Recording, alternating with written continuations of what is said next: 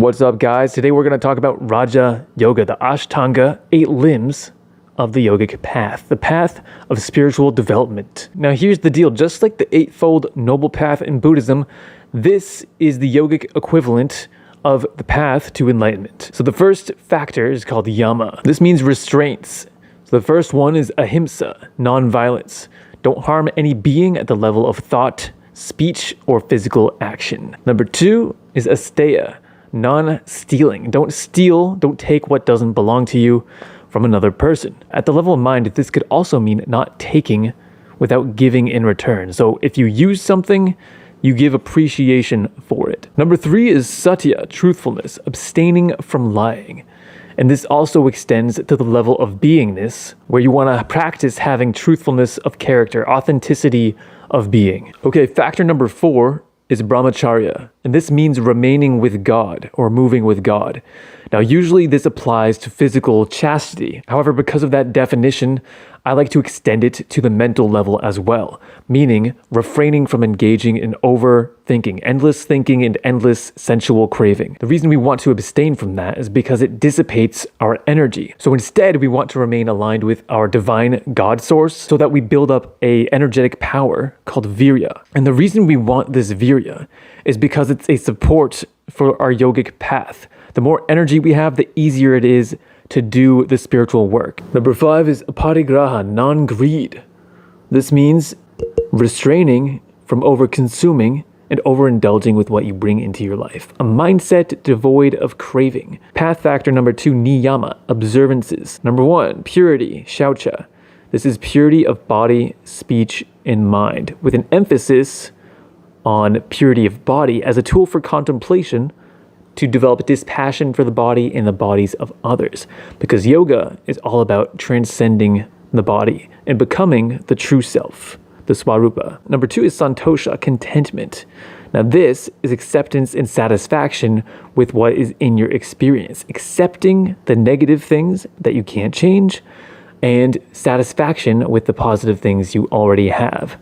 So once again, a mindset devoid of craving for what you don't have. The third niyama is tapas. This is discipline and austerity, making sure that you actually put in the yogic work, that you put in the transformational spiritual work, and that you accept the challenges that necessarily come along the way so that you can make progress and also to help burn away the old self. Hence, tapas means to burn. The fourth niyama is swadhyaya. This means spiritual study, studying the spiritual scriptures to establish a mental foundation of philosophy so that you know how to get to the ultimate goal and also what to expect for what it's like and what it takes to get there too. Okay, number 5, the fifth observance is Ishvara Pranidhana. This means surrender to the God principle.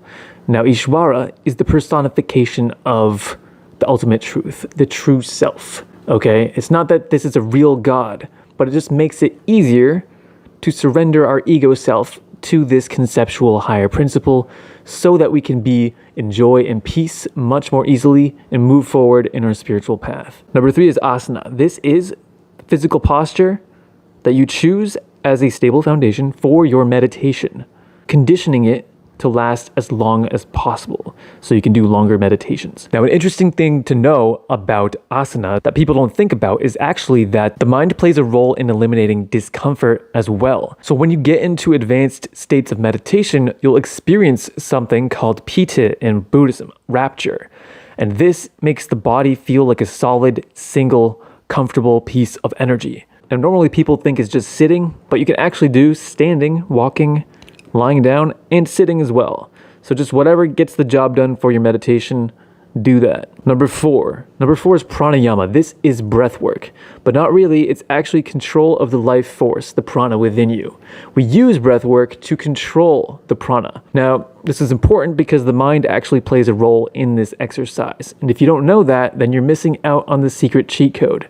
So make sure you use perception when you're doing pranayama. Now, an important reason we want this pranayama in the path is because it builds up energetic well-being within the body. It helps build up serenity as a platform for concentration practice. When the body is at ease, then the mind can more easily focus. If you're unfamiliar with breath work, the way that it works is that you breathe in for a certain amount of time, 4 seconds, for example, then you hold it for 4 seconds, then you breathe out for 4 seconds, and then hold again for 4 seconds, just as a basic example. Number 5 is pratyahara. This is restraint of the senses. Practice of withdrawing the mind from the senses as a precursor training to concentration, helping to stabilize the mind and make it undistracted. This isn't about non-perception. We're not turning off the mind and ceasing to experience the world. Rather, it's about not letting the mind engage in craving with regard to the sensory experience. So what we're doing is retraining the mind to take delight in its own blissful self-nature rather than the temporary sense stimuli. Number 6 is dharana. This is practicing concentration. You're actually doing the meditation work in this part. So you're trying to build up concentration and single-pointedness of mind, but you're not yet actually in the state of concentration. Now, with regard to reducing the obstacles to concentration, there's something called Kriya Yoga, and this means yoga in practice, and it consists of the last 3 factors of the niyama, the observances. This is tapas, swadhyaya, and ishvara pranidhana. Now, some examples of meditation are anapanasati, which means breath meditation, soto zen, mantra, metta bhavana, which is spreading goodwill to all beings, and then last, body contemplation. Number 7, this is dhyana, meditation. So this is the fully formed state of concentration, where the many waves of the mind collapse into a single unity. Now, the Kurma Purana, one of the 18 Mahapurana texts, gives us a good framework for how to put these last 3 factors in perspective. So it tells us 12 seconds of focus is 1 dharana, a successful concentration. 12 sets of that is 1 successful dhyana. And then 12 more sets of those is a successful samadhi, which is our next factor. All right, so let's get into the last path factor, number 8, samadhi. This factor is interesting. There's 2 classes. There's mundane and supramundane. So advanced states of meditation and also enlightenment, the end goal of the path. As for the mundane advanced states of meditation, these are what are called sabija, with seed.